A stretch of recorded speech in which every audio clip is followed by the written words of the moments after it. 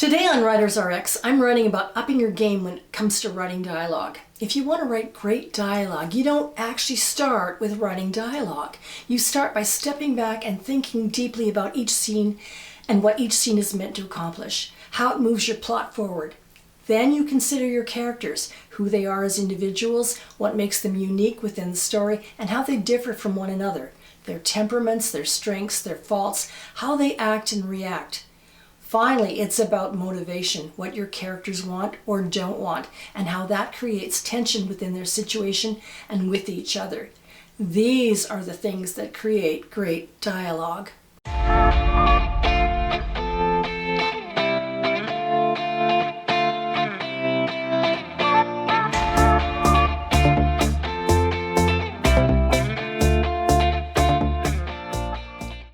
I'm Susan McGregor, a professional editor and writer with over 30 years of experience. I've edited magazines, anthologies, and novels. Currently, I'm an editor with On Spec magazine, one of Canada's foremost magazines for fantasy and science fiction. But enough about me. Let's get into it. How to write strong dialogue. To write great dialogue, you must, number one, have a solid reason for showing the reader a particular scene in your story or novel. That scene must move the plot forward either in baby steps, usually in the beginning, or in huge leaps by mid-story or at the end. Number two, you need to have characters who are unique from one another. If possible, try to write them so that whatever they say, it only makes sense that they would be the ones to say it. Depending on the scene, it's not always possible to do this, but wherever you can accomplish it, make each character's dialogue reflect them as individuals. Internal dialogue can help a lot with making your characters and what they would say unique. Number three, each of your characters, and definitely your protagonists and antagonists, should be strongly motivated towards a goal, whether it's to learn more about their current situation, to understand the other characters in the story, what they want or what they might do, and for your protagonist to get what they want or to prevent what they don't. There's a lot of advice out there that tells you to write realistically, to write what you hear. I'm going to agree and disagree with that. Great dialogue tends to be tight and rarely chatty, unless of course chattiness is something that reflects the uniqueness of your characters. Let's look at this following scene, and as you consider it, ask yourself these things. Number one, does it move the plot forward? And number two, does it have characters that are unique and strongly motivated toward their ends? Hi, Wanda. Hi, Dave, Wanda replied. How's it going? Not bad. How are things with you? Well, Monday, right? I'm bone tired. I spent the weekend moving. Well, I hope you found a good place.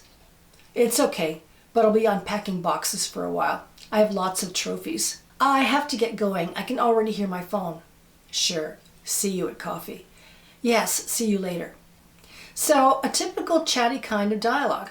I've seen this kind of thing open scenes to try and set the stage.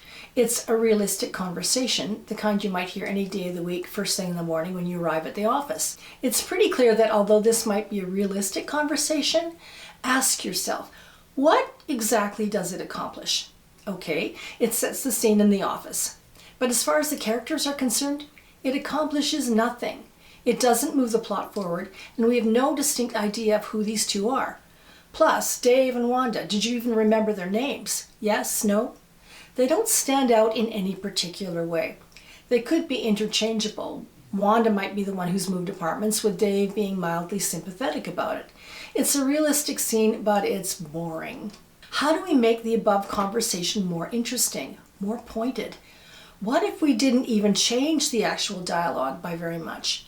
If we had strong motivations on both characters' parts, using internal dialogue and a bit of subtext, suddenly the scene becomes compelling. For example, if Wanda is our protagonist, the conversation, though nearly identical, could go like this. Hi, Wanda. Wanda turned abruptly, the skin on her back puckering to gooseflesh. How had he crept up behind her without her hearing? God, he was creepy, and it was only 7:30 in the morning. Hi, Dave. He stood there hulking as if waiting for her to say something else. His bland gray eyes reminded her of the dead tuna she had seen at the fish market. She had the strangest image of him surfacing from a marsh. How's it going? She added. Damn it. Why does she always feel the need to fill the air with pleasantries? He stared at her before replying. Not bad, he said finally. How are things with you? Well, Monday, right? She hated the forced humor in her voice. A soft tread fell in behind her as she turned down the hall. Was there anyone else here? Thank God, there was Jeff getting coffee in the kitchen. They weren't alone. I'm bone tired. I spent the weekend moving. Dave floated behind her, an unwelcome ghost. Had he been evicted? Any place would be better without him in it. Well, I hope you found a good place. It's okay, but I'll be unpacking boxes for a while. Trophies. He didn't strike her as the athletic type. Was he bragging? On the other hand, oh my God. A sick jolt of foreboding ran through her. Did he mean trophies or trophies? Her phone rang. Her bladder threatened to release. They'd come to her cubicle. I have to get my phone. Sure. See you at coffee. He gave her a tight smile. She pulled her chair away from her desk and slid into it, feeling faint. The phone kept ringing, harsh and strident. As she reached for it, her hands shook.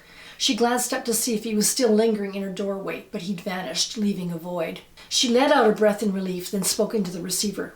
Wanda Sullivan speaking. No answer. The dial tone cut in. She'd been too long to reply. Slowly, she set down the receiver. I should just pack up my things and go home, she thought. So now we've lifted the first conversation from mediocrity. The scene has a goal to show that Wanda feels threatened by Dave, who might be a stalker or worse. Both characters have a strong motivation. Wanda wants to avoid Dave, and Dave wants to get to know Wanda better. The dialogue hasn't changed much, but Wanda's internal dialogue, her emotional reaction to her situation, and the description of Dave, plus the action around their conversation, has fleshed the scene out. Their body language speaks volumes about both characters' motivations and intentions. Both players are also unique. Wanda's a people pleaser. She knows it and hates herself for it. Dave is creepy. He doesn't respond to social cues, and we aren't sure of what he's capable. We've upped the tension, and the reader will want to know what happens next. We've added a small bit where Wanda considers returning home. Will she or won't she? Would this be a good idea or a bad one? Questions are raised. The scene's goal has been accomplished. The plot moves forward. Strong dialogue almost always has support. Internal dialogue supports it, unique characters support it, description and action support it. The protagonist's point of view drives the scene. The subtext can be emotional. In particular, when Dave gives Wanda a tight smile and says, "Sure, see you at coffee." The subtext indicates that he's certain he will see her. He's creepy and confident. All this said, in a more direct scene, strong dialogue can also be blunt, gripping, and can work really well if it's unexpected. These are usually in the later scenes where aspects of plot or character are revealed. I've left some dialogue basics for the last. If you're an experienced writer, you'll already know these, but if you're just learning the craft, you might not. Number 1, dialogue tags. You don't always have to show who says what by using he said or she said after each line of dialogue. Action or internal dialogue can indicate the speaker. Number 2, use adverbs following dialogue tags only occasionally, describing how something was said. I've only used one here, as in he said finally. Don't overdo them. Number 3, he said and she said are almost invisible to the reader. They just gloss over them. So be mindful when you use other verbs like gasped or whispered or snapped, as these are more noticeable to the reader and might attract too much attention. Number 4, a new paragraph will show a change in speaker. If there are only 2 speakers, the reader will assume that the conversation goes back and forth. You don't need dialogue tags following each line. You only need them if a new character arrives to contribute to the scene. And number 5, what isn't said can be as powerful as what is. Silence is a type of action that can be rich in subtext. If a character doesn't respond, there are many reasons why they don't. They could be avoiding a difficult conversation, or they're reacting emotionally to something or someone.